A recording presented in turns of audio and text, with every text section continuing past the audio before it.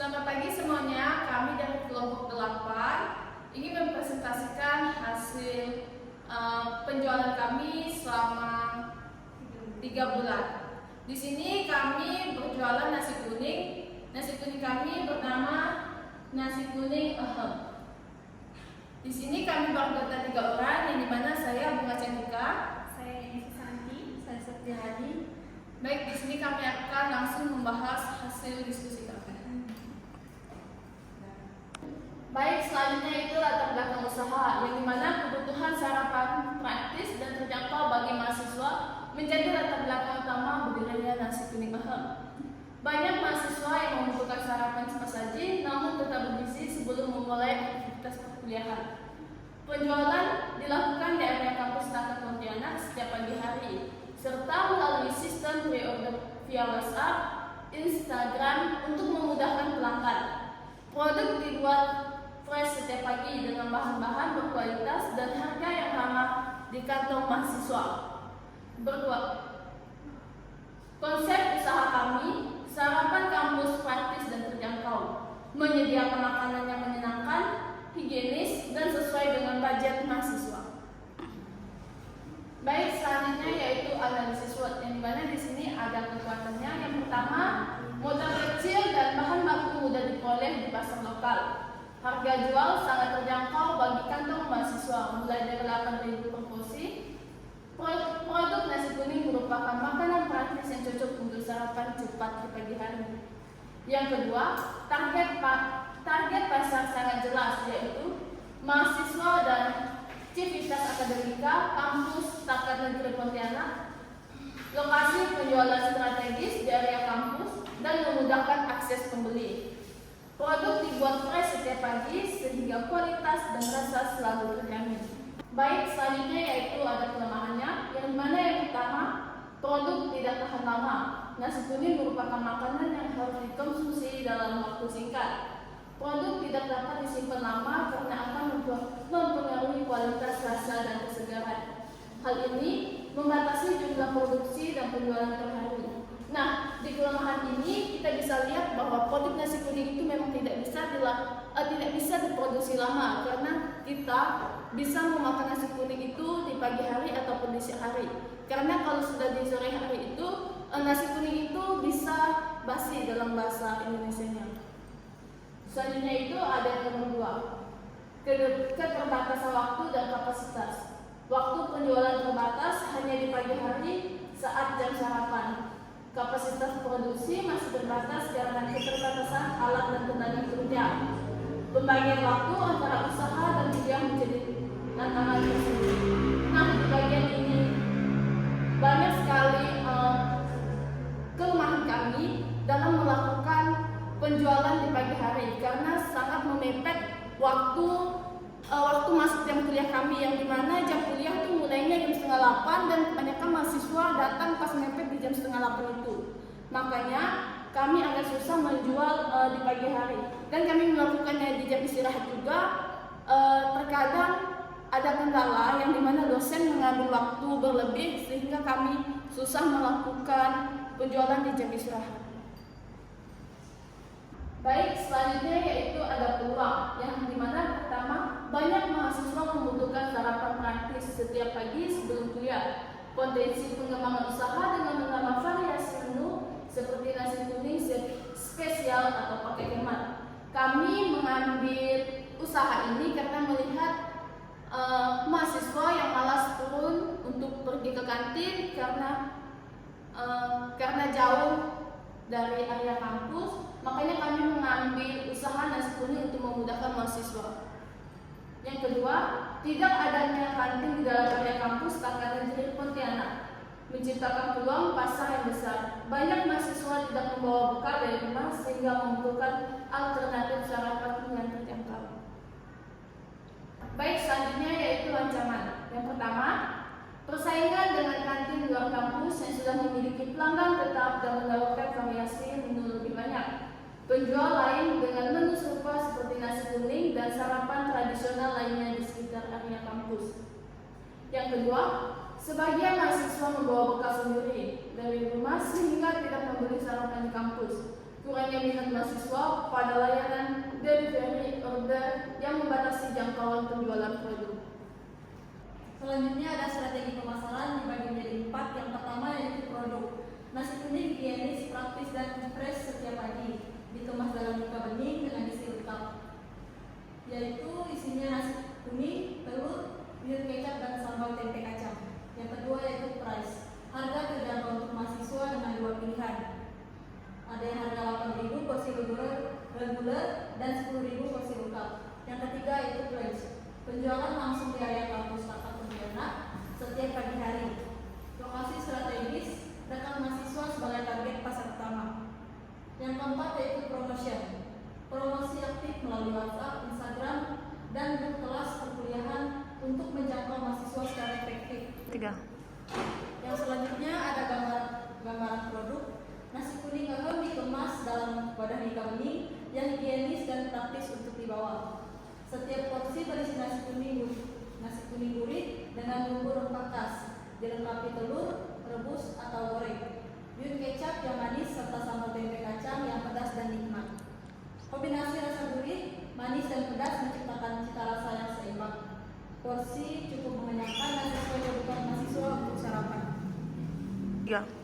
Di sini ada proses produksinya dibagi menjadi 2. Yang pertama yaitu pembelian bahan baku. Membeli bahan baku segar setiap hari untuk menjamin kualitas produk. Bahan utama meliputi beras, santan, bumbu kuning, cabai, tempe dan kacang tanah. Pembelian dilakukan di pasar tradisional untuk mendapatkan harga terjangkau. Yang kedua yaitu persiapan bahan. Menghaluskan cabai menggunakan blender untuk sambal. Memotong tempe menjadi ukuran kecil, lalu menggorengnya hingga kecoklatan. Menggoreng kacang tanah hingga matang dan renyah sebagai pelengkap sambal tempe kacang. 3. Di sini ada proses produksi pembuatan sambal. Yang pertama, memasak sambal dengan cabai halus yang sudah diblender sebelumnya. Cabai dimasak dengan api sedang hingga matang dan aromanya harum. Proses ini penting untuk menghilangkan rasa mentah pada cabai dan menghasilkan sambal dengan tekstur yang pas. Yang kedua yaitu pencampuran dan peresapan. Mencampurkan tempe goreng dan kacang tanah goreng ke dalam sambal.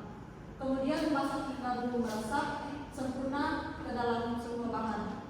Aduk secara merata agar tempe dan kacang terbalut dengan sambal dengan baik.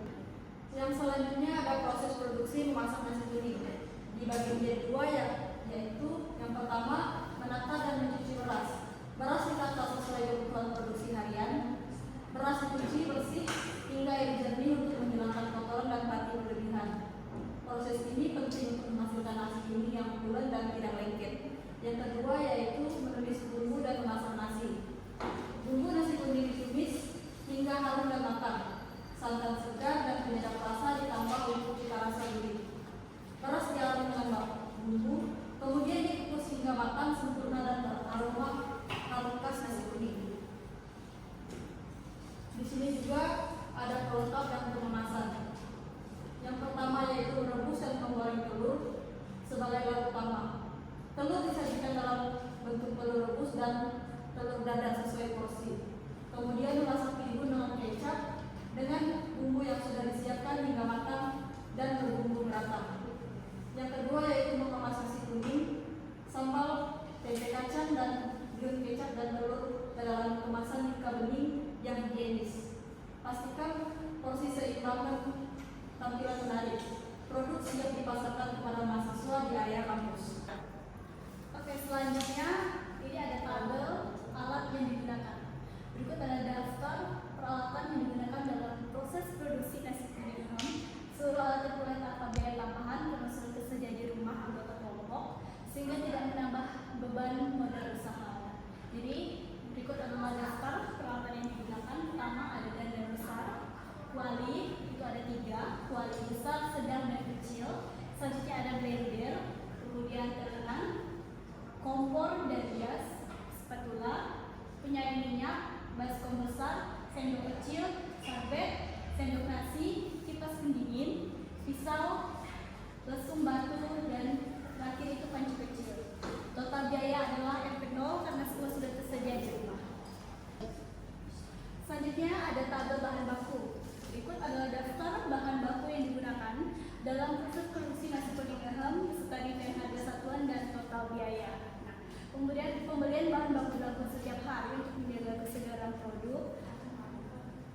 Total modal bahan baku dihitung berdasarkan kebutuhan produksi harian untuk memastikan efisiensi biaya operasional usaha. Nah, berikut adalah daftar bahan baku yang kami gunakan. Yang pertama itu ada beras untuk sekali produksi yaitu 2 kg. Harga satuannya yaitu 1 kilo 13.000. Jadi untuk 2 kilo totalnya 26.000. Kemudian bihun satu kali produksi kami membutuhkan 6 batang bihun. Yang satu batangnya itu harganya 2.000. Jadi total untuk keseluruhan 6 batang itu adalah 12.000. Kemudian tempe satu kali produksi kami menggunakan 2 pieces. Satu piecesnya itu 6.000. Nah, untuk keseluruhannya 12.000. Kemudian kacang tanah satu kali produksi kami membutuhkan 1 on. Kemudian satuan harganya satu on itu 4.000. Jadi satu on itu kami pakai yaitu di harga 4.000. Kemudian kunyit bubuk itu kami pakai 2 pieces sekali produksi. Harga satuannya itu 2.000. Nah, jadi untuk 2 pieces kami memerlukan biaya sebesar 4.000. Kemudian serai kami ini jumlahnya sebenarnya satu kali produksi itu ada 2 batang serai. Jadi kami tidak menuliskan harga karena sudah tersedia di rumah. Selanjutnya itu santan satu kali produksi itu 2 pieces. Satu pieces itu seharga 5.000. Nah, untuk 2 pieces kami memerlukan biaya sebesar 10.000. Kemudian bawang merah dan bawang putih kami memakai 0,5 on atau setengah on. Nah, untuk setengah onnya itu harganya 4.000. Jadi total produksi biaya untuk bawang putih dan merah ini sebesar 4.000. Kemudian masako kami pakai satu kali produksi itu 4 pieces. Untuk bumbu dan nasi kuning juga kami harga satunya itu Rp500. Jadi untuk 4 pieces itu harga totalnya adalah 2.000. Kemudian daun salam itu 1 ikat harganya 2.000. Jadi kami pakai 1 ikat saja, totalnya ada 2.000. Kemudian daun pandan itu 1 ikatnya 2.000. Kami pakai 1 ikat saja. Kemudian kecap untuk satu kali produksi ada 2 pieces. Satu piecesnya harganya 2.000 dan untuk keseluruhannya harganya 4.000. Kemudian ada cabai kering ini kita pakai 50 gram. Nah, ini harganya 3.000 untuk 50 gramnya. Kemudian Mika 2 ikat, 1 ikat Mika itu harganya 5.000. Jadi untuk sekali produksi kami membutuhkan biaya sebesar 10.000. Kemudian telur satu kali produksi kami ambil 10 butir. Ini nanti dibagi untuk telur rebus dan telur dadar. Nah, untuk harganya kami ambil di harga yang standar yaitu 1.701 butir. Nah, untuk keseluruhannya kami memerlukan biaya sebesar 17.000. Kemudian ini ada sendok plastik 1 pieces. Nah, itu isinya cukup untuk 30 porsi. Jadi ini kami pakai untuk berapa kali produksi. Nah, harganya satunya adalah 4.500. Kemudian terakhir ada minyak goreng kami menggunakan 220 ml dengan harga satunya 5.000. Jadi untuk sekali produksi harganya ada 5.000. Jadi total keseluruhan biaya satu kali produksi yang kami gunakan adalah 121.000. Kemudian ini adalah data keuntungan. Aplikasi dengan keuangan usaha nasi kuning menunjukkan hasil yang menguntungkan dengan total modal awal 121.000 untuk bahan baku. Usaha ini mampu menghasilkan penjualan harian hingga mencapai 280.000. Keuntungan bersih per hari adalah 159.000. Menunjukkan margin keuntungan yang sangat baik dalam 8 kali proyek penjualan. Total keuntungan yang diperoleh mencapai 952.000. Berikut adalah tabel untuk penghitungan keuntungan penjualan per hari. Ini yang pertama kita ada 2 jenis porsi. Yang pertama itu porsi 8.000. Untuk satu kali jualan kami produksi sebanyak 10 porsi dan total harga yang diperoleh selama satu kali penjualan adalah 80.000. Kemudian untuk porsi 10.000 per hari kami menjual 20 porsi dengan total keuntungan satu kali produksi itu adalah 200.000. Untuk penghitungan per hari ini ada rumus keuntungan sama dengan penjualan dikurang modal awal. Jadi keuntungan keseluruhannya adalah 280.000 dikurangi modal awal 121.000. Kami memperoleh keuntungan sebanyak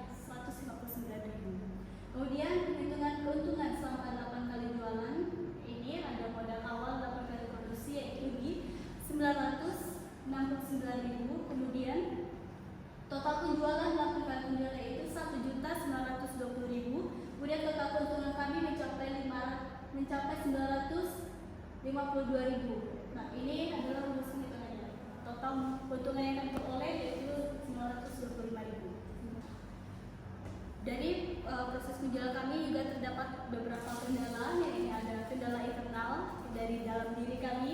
Yang pertama itu motivasi dan semangat kerja.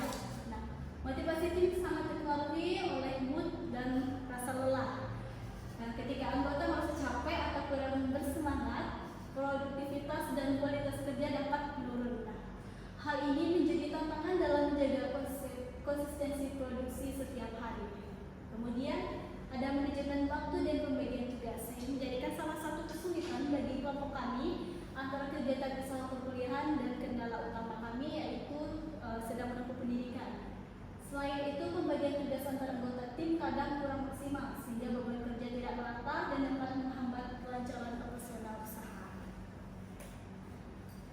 Nah, selain dari dalam diri kami, terdapat juga kendala dari internal, yaitu dari faktor-faktor luar yang mempengaruhi keterlambatan produksi bagi kelompok kami. Yang pertama ini adalah cuaca hujan. Nah, cuaca ini juga mengurangi jumlah pembeli yang datang ke kampus. Saat hujan deras, mahasiswa cenderung tidak keluar asrama atau kos sehingga penjualan turun drastis. Libur kuliah juga menyebabkan kampus sepi dan target pasar tidak tersedia. Selanjutnya, tugas perkuliahan yang padat menyita waktu dan energi anggota tim. Kondisi kesehatan anggota juga mempengaruhi kapasitas produksi. Ketika ada anggota yang sakit, proses memasak dan penjualan terganggu karena keterbatasan tenaga kerja. Nah, baik, ini adalah kesimpulan dari hasil rangkuman dari kelompok kami tentang produksi nasi kuning kami. Usaha nasi kuning ini memiliki peluang usaha yang baik di lingkungan kampus. Produk ini diminati oleh mahasiswa karena praktis, mengenyangkan, dan harganya terjangkau bagi kantong mahasiswa.